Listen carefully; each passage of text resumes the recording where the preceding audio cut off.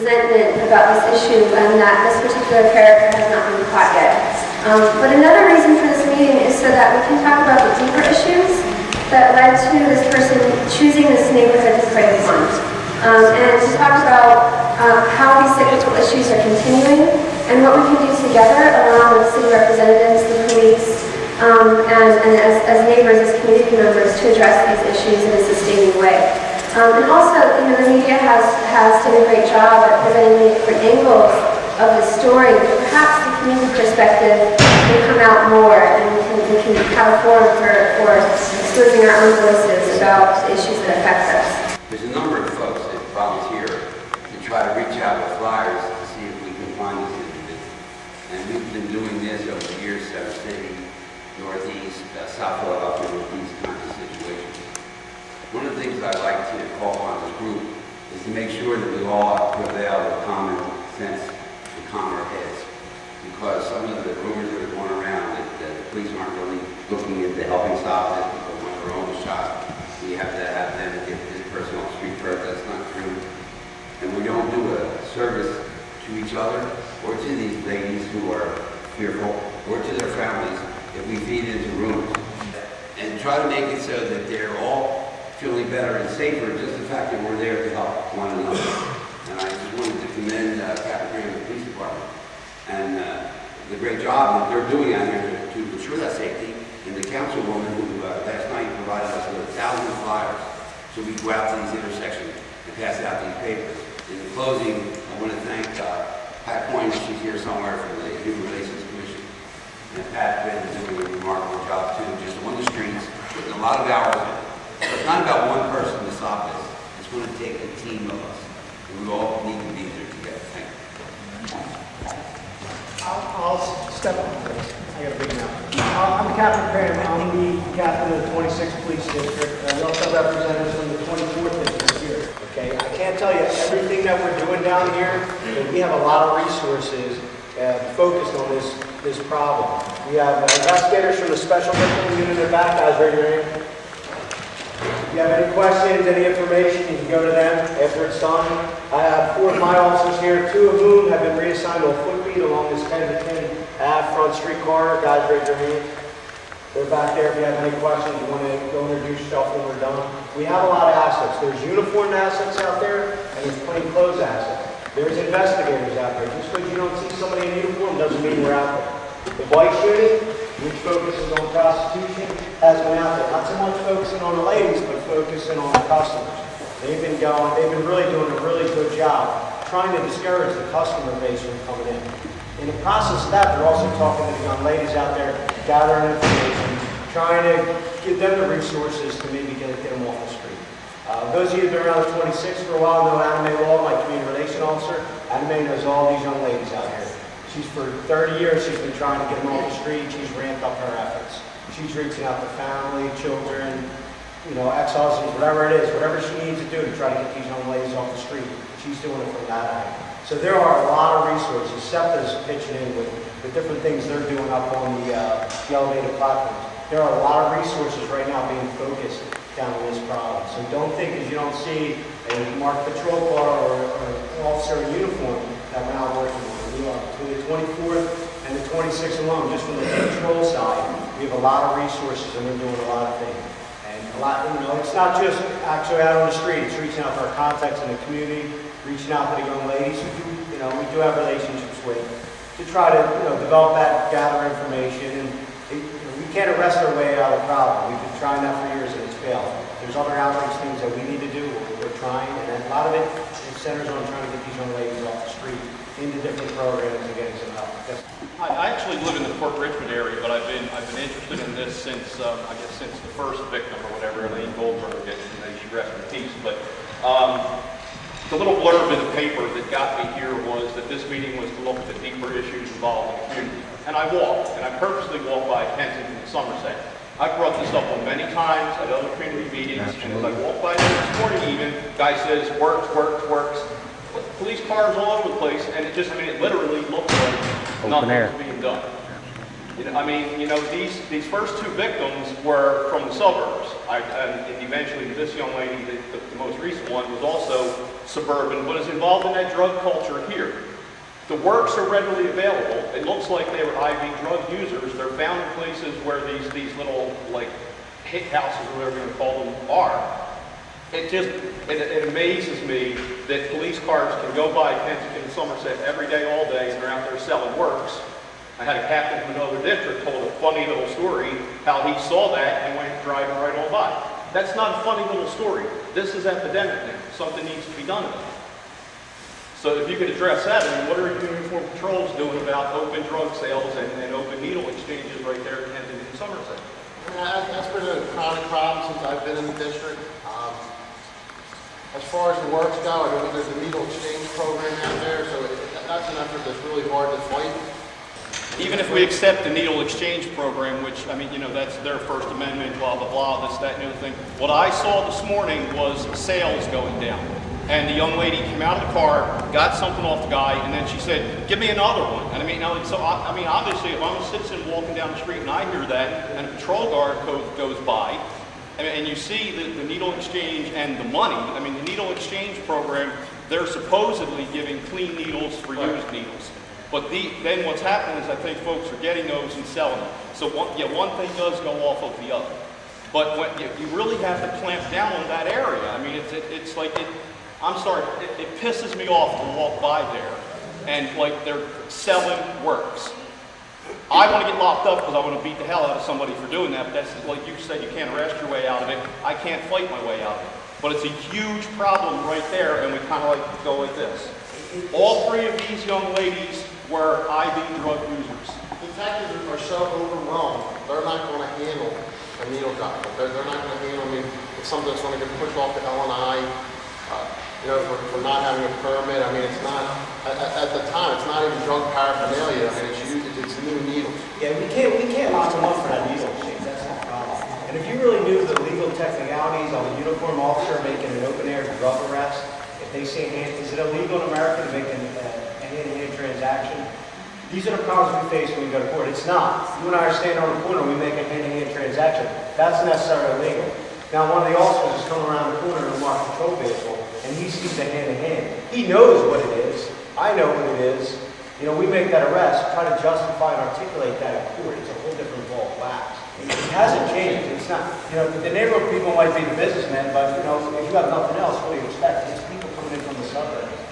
We have issues. You live in the neighborhood, you know. There's pills. I mean, fish down in Richie, we have pills.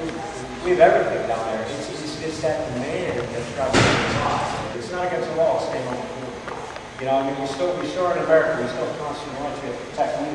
It's a balancing act for us. We know what they're doing. We know, and we want them gone. I mean, that everything that sometimes drives me crazy. It's not even my district. I mean, some of the things that go on here drive me crazy. It's very to develop in this neighborhood. We know that.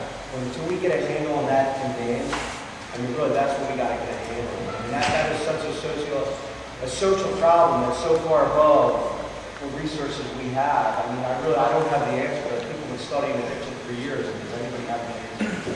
So, I mean, but how do we make that uncomfortable? Police don't take back, governments don't take back neighborhoods. Neighborhoods take back neighborhoods. That's a proven fact all over control of the world. Thank you, You need people power for that. Good morning, everybody. My name is Eric Jackson.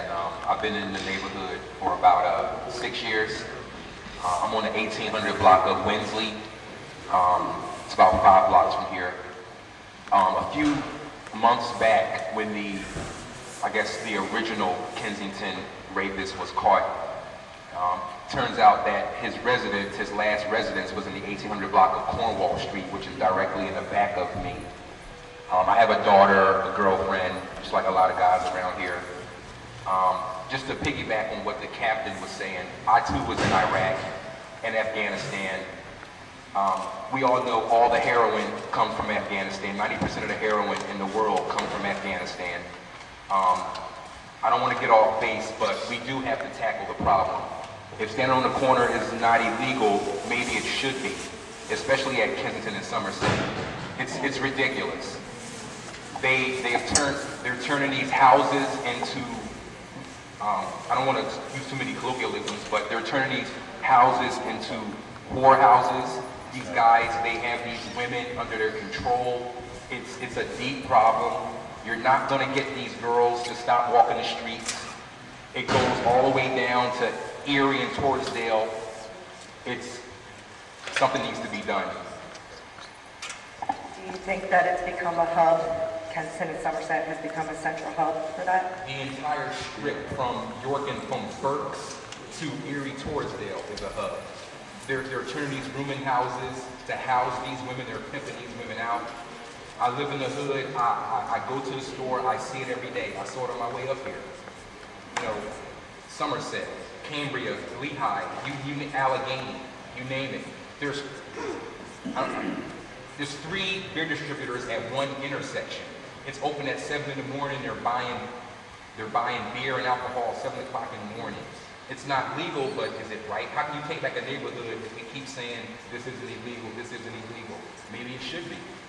There's no need for 10, 20 people to stand on the corner at 7 o'clock in the morning. I am the constitution's mother. I know that spot has been notorious forever. It's been throughout the world that spot. I agree with what he said. Why? You can go to any other stop and you don't see this going on. This needs to be stopped. It's disgusting over there. Not only is it trashy, this has been going on for too long. They can stop this if they want to. They really could. It should. They know what they're doing out there, so why aren't they getting arrested? They're not just standing there for the hell of it. They're doing drugs, they're selling drugs, they're buying beer like this gentleman just said. It's disgusting over there, and something needs to be done, something. How many more girls is it going to take to be murdered, okay? Somebody please do something, please. This can be ended, this can. Please, it ain't just what they can do, it's what we can do as the community. Plus you got that corner store up there too. Exactly. A lot of things need to be fixed, but we have to stand up and report it, not to be scared. This is one Saturday I ride by, okay? I don't know when he was shouting. The next day I go by, it's Sunday. I see police officers on every friggin' corner. I never seen it look so friggin' good, okay? Next fucking day I ride by, business as usual. Same fucking thing. You see them sharing the goddamn needles and everything. They can friggin' stop this, but they fucking won't. And recognize that we share your high emotions and your frustration with these issues. And we want to support you and work together to help address this and remember your daughter as a person who is inspiring us for change, for real, true lasting change. And for this kind of showing, we really appreciate your presence here. This is not a black thing, it's not a white thing, it's about being human. This is a human thing.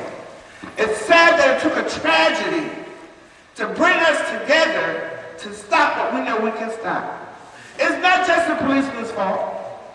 It's our fault. We are the community. We are the voice of the community. Sure, they sell drugs in my hood, but I bet you won't catch them on William Street selling no drugs. I walked the street with C.B. Kimmons many times. Sylvester Johnson. When David Jardine was our captain, he was out there with us walking around. When Frank DeGico first came on councilman, he used to be out there. Our representative, Marie Lederer, they all walked with us. There's strength in unity. We have to come together. It was her daughter, but it's our daughter, because we're all in here together. First of all, you got to stop that curfew, because they use our children to sell the drugs, or be the lookout, or you go deliver this. I've seen it many times. Sometimes they call the police, sometimes they respond, sometimes they don't. Port Richmond, which is a strong organization, has come out with us. We were once to shut down Mama Street. One night they had a police officer say, they're not going to be here all night long. Come back out when they leave. Majority of these pushers in this area, they don't even live down here. South Philly, North Philly, 19th and Cumberland, they're all down here. Why are they down in our neighborhood selling drugs? Because it's easy. Not just all the drugs come out of Afghanistan, baby. When them drugs get off them ships and them planes, they land right here. This is known as the Area A, #1 area for the drugs. This is where they come first, in this area. Poppy seeds are grown in Afghanistan. They might be grown there, but when the drugs hit Philadelphia,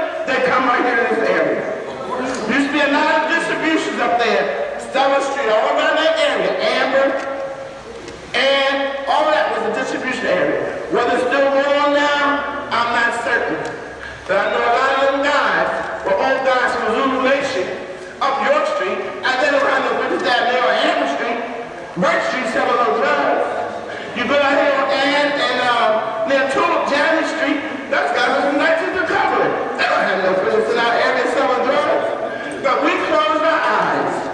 We took a back seat and we stopped doing what was doing. But now, God is telling us, we got to do something in this area. For New Kensington Community Development Corporation, I'm the NAC director. I'm also a resident of 47 years in this neighborhood. Last night we took a safety walk. 13 of the residents in the area took a safety walk up and down Kensington Ave and Front Street, in and out the streets. And we noticed a whole lot of things that we've written down that we're going forward on to Captain Cram that we've seen wrong. One of the big problems I saw that we do have a problem with is Kensington Avenue is awfully dark. There is a ton of light. But if the councilwoman could push that a little harder and get these lights fixed to brighten up this area, we need to get the lights back on. We need to get eyes on the street more. That's what we noticed last night. There's a lot of places that we saw that had a lot of hypodermic needles outside of. Those addresses will be given to the 26th district so that they can handle it their way. And we're doing all we can as neighbors and residents to try to help out. But within the law, what can they do? Well, you have to organize. There's always strength in numbers. So in areas that we're taking back the neighborhood, it's because the neighbors are joining together. I'm telling you, if you have 10 bad guys on a block and you have 50 good people, that's what we need. You know, that's what you need, strength in numbers. Do your community, do your prayer walks. I mean, do your town watches, whatever you need. I mean, the way I would like it to be, where your community group is so strong that you're coming in and telling me what you need done, and then I'm out there doing it. It shouldn't be me trying to do what needs to be done in the neighborhood without the community spirit. The community, there's just strength in numbers. That's just a fact of life. We're seeing that a little, I'll go 8th and Huntington. We're taking that neighborhood back. It's not because of what I'm doing. It's because the community's finally tired of it. And they're rising up, and we're getting more and more people showing up communities. Where we started with 5, now we're getting 50. That's what we need. That's power. Because when the bad guys see that, hey, there's 50, 100 people in the neighborhood concerned, and oh, by the way, they got the politicians paying attention to them and the police, what power do they have? They have none. You live there, you have to take back the neighborhood. You know, we're just like, organize, have community meetings. I'm like, we love this stuff. We need your help. You cannot do it alone. You cannot do it alone. We need the community to do it. We just have to help them. That's what we want. When Mayor Rendell was in office, we brought the veterans in. We marched through the bad lane. So there are anti-drug organizations. See, we got the key right here. We can all come together. I can't walk, but I'll get somebody to push me in a wheelchair.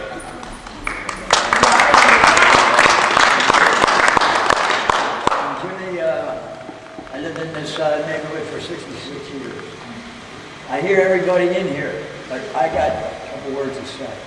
Saying it and doing it, yes. Two different things. This is a Philadelphia problem. All of us here in Philadelphia, not just Kensington. Saying it and doing it is two different things, and that's all I got to say.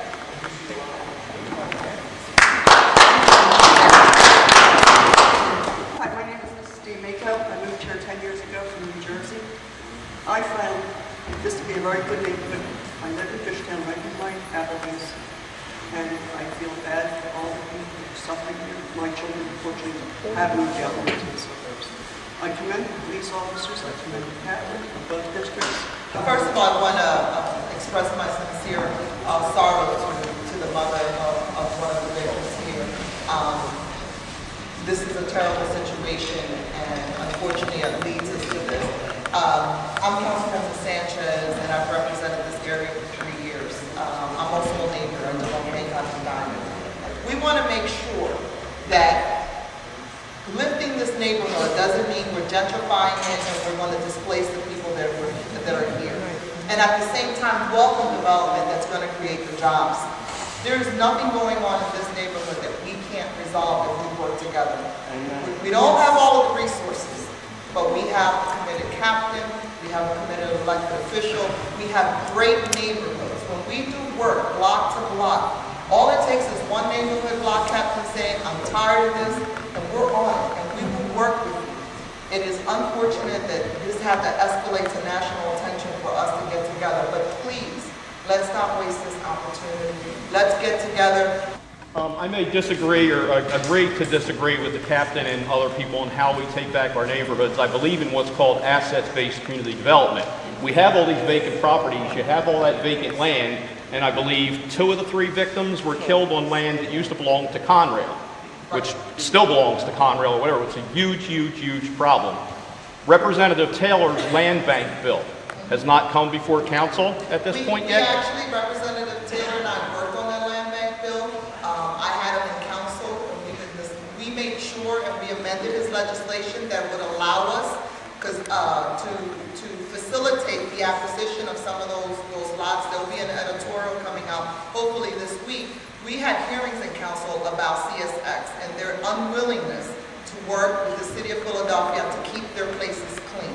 It is a huge issue. So then we need to go to takings legislation and whatever and take that land from them, because it can be a huge asset. They can be parks instead of vacant wastelands. And it can also shut down a lot of these vacant properties that you got owners that live in New York and New Jersey waiting for that gentrification to come back and sell a $15,000 property for $250,000. So I mean, like, you know, I don't agree with the gentrification. It completely changes the neighborhood. You live behind Applebee's. I grew up around there. That was Dutch Boy Paints, National Lead Company. It's a whole different animal.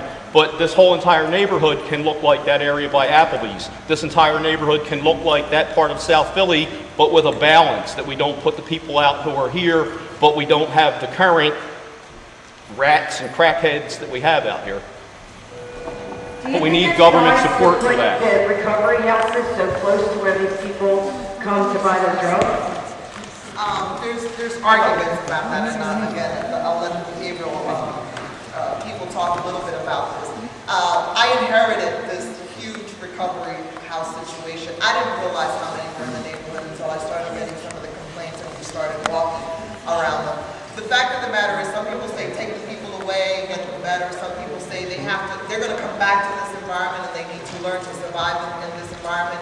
I think as a policy, my position with the city here, particularly Dr. Evans that I work with, has been, I don't want any more. I want to get the recovery houses that I have more organized, make sure they have a curriculum, that we're monitoring them. We closed down a few that had one case. We had a house that had 29 people living in one, and they had it in the basement. That's not good condition, and that's not going to help the person recovery, let alone what it does to that block. When people are in recovery, the first thing they're told is people, places, and things, and when they're subjected to the same temptations that they face every single day of their lives, and they're trying, we were told that Nicole and Aileen were both in recovery for a long time, and so people, places, and things. We're not going to be able to move the 300 of them. In fact, what we want to be able to do is, as I said, I think we can clean up this area. One of the things that happens in the recoveries that I have in the Frankfurt area, people know that those recovery houses are there. So you got people coming from all over who want to get some sort of treatment going there. So, but we can argue access to the drug sales. Yeah, no, I totally agree. I think that's why the Hispanic Center that's on Kensington and Allegheny, what we've tried to do, and again, we've had community resistance about this, whether we put the Wedge Center or some of the other centers there, because those become the folks that help us pull some of these people out. So, the fact of the matter is, these people are here. We have them. It was very difficult, particularly in Frankfurt, where people were really beating me up because I kept saying I'm not against recovery. Everybody here has a family member who has suffered from this. It's how do we manage? And I think part of it is we can clean this up, and so that these recovery communities and houses, and a lot of these men help us clean up, and they help us do other things in the neighborhood. Coleman Hall that I have here.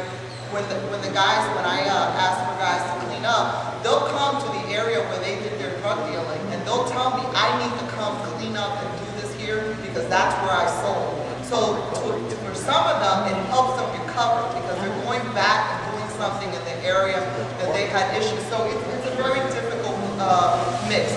Just be safe. Travel in pairs. It doesn't look right. 911. The photos are out there. You've seen it on the videotape. see something that maybe looks familiar, I mean, call 911, or get involved. But I mean, regardless of whether there's an individual out there such as this, you should always be aware of your surroundings. Right now, it just seems like we can't stop that, and that's the thing that must really hurt the police department, because the guy's like, he's laughing at all of us. He's not just laughing at the police department. He's laughing at each and every one of us who sit in this room. And like I said, maybe with some more prayer, and hopefully just hoping for the best. I mean, I'm a recovering drug addict myself. And I've been to AA, and I've been to NA, and the only thing that helps you there is staying clean and sober. I mean, and thankfully, you know, I've been clean and sober. I'm going close to 4 years now. I had 10 years one time before. I know what it is to relapse. And now I'm back up, and I'm on my feet again as far as the drugs go. You know, drugs are like a revolving door. The fanatic needs drugs. If he can't get it right here at Kensington Avenue, he can go over further. He can get drugs anywhere. It is a major issue, and it's one that's just not going to go away just that easily, not overnight. But like I said, I think that's a separate issue. This guy's a killer. You know, he's striking out, and he's getting away with it.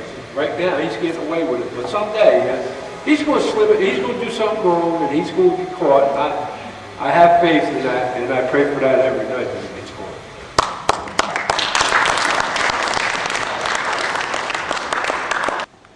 Hi, my name is Amanda Dominguez. I've lived in this neighborhood only for a year. I was really excited to move here. I'm happily getting to know my neighbors. I do think there's a couple issues that I wanted to raise. First, I wanted to draw into the idea of neighborhood being able to tap into city resources. And I really agree strongly with you that lighting is a really serious issue, because it's easy to prey on victims when there's no ability for them to alert other people, or it's not a space where people want to travel and exist. I think in addition to lighting on Kensington Avenue, I think lighting in our neighborhoods, or on my block alone, there's only 2 homes that have porch lights. I'm more willing to be present and be out at night and get to know my neighbors in the evenings when there's light, and I feel like, if something were to happen, someone else, a neighbor might be able to detect it. I'm really concerned that there's a person preying on, wonderful people in our neighborhood in literally a very small geographic area, and I really am struggling with trying to understand why it has taken so long to catch this person. Is he someone who's been in this neighborhood for a long time? Is he very familiar with it? Or is he someone who's recently come into this area? What are people on the street telling you? Is there really no one who frequents that area or is a part of the drug trade that really no one that knows who this person is? I would be really surprised to hear that. At this time, before we close, I'd like to ask for a moment of silence for the women who've been killed in this neighborhood recently, but also extending this moment of silence to all of the women, the children, the men, and the transgendered people in Kensington and beyond who have experienced sexual, physical, and emotional violence, and to hold them in the space for